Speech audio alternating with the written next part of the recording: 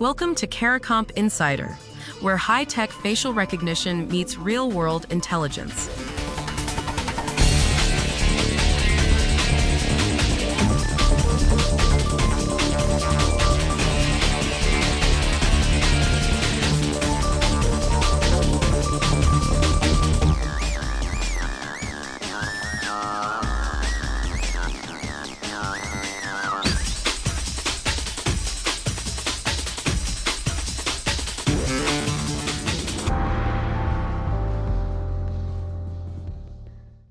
The federal government just told 15 of the biggest tech companies in the world they have 48 hours to take down deepfake and revenge porn content, or pay more than $53,000 for every single violation. 48 hours. That's less time than most investigative firms spend on a single case.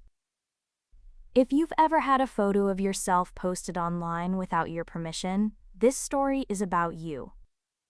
And if you've ever had to verify whether an image is real or fake under pressure, this story is about your entire workflow. The law behind this is called the Take It Down Act.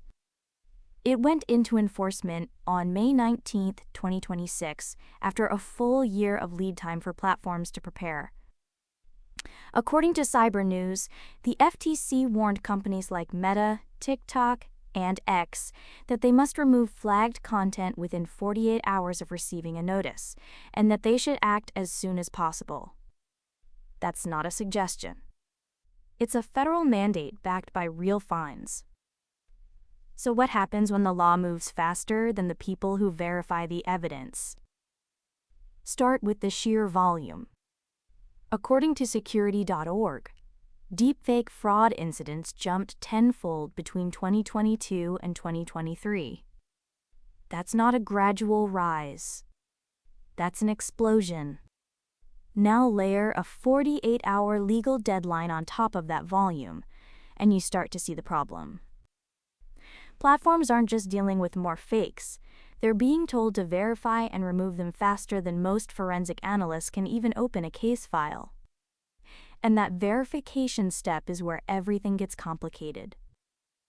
According to research published in Science Direct, the field still lacks standardized methods and frameworks for detecting digital manipulation.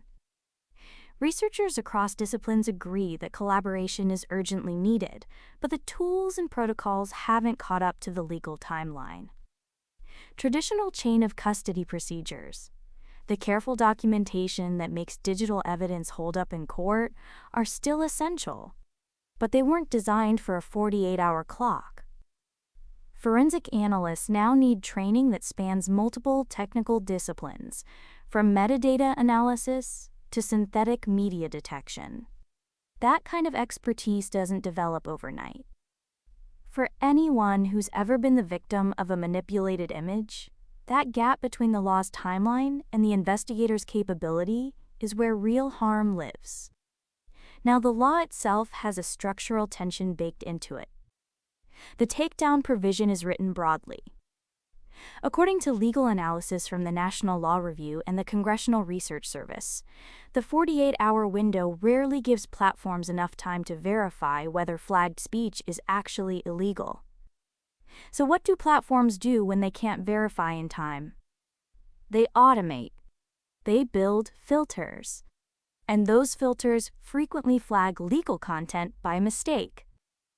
That means a journalist's reporting, a satirist's video, or someone's completely lawful post could get swept up in the rush to comply.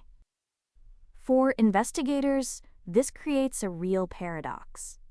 Platforms will demand fast verification to avoid penalties, but defense attorneys will challenge those rapid assessments in court, arguing the analysis was too rushed to be reliable. Speed and rigor are pulling in opposite directions, and investigators are standing in the middle. And the law doesn't include strong safeguards against frivolous requests. That means anyone could file a takedown notice, and the platform has to act before it can fully investigate. For the person whose content gets removed wrongly, there's no quick fix. For the victim of an actual deepfake, the process still might not move fast enough. Neither side wins when the system prioritizes speed over accuracy. The deepest irony of this law is that it was written to protect victims, and it may end up making the evidence less reliable. Speed without rigor means wrongful takedowns. But rigor without speed means the law's protections arrive too late to matter. So, a new federal law forces platforms to remove deepfakes within 48 hours or face heavy fines. Deepfake volume has grown tenfold in a single year, and the forensic field still doesn't have standardized detection methods. The investigators who can deliver both speed and courtroom quality analysis in that window aren't a luxury anymore. They're the bottleneck between a victim's report and legal compliance. Whether you're building a case or just scrolling through your feed, this changes what it means to trust what you see. The written version goes deeper. Links below. Now you know something most people in this industry don't. Use it. And when you're ready to put it to work, caracomp.com. We'll see you tomorrow.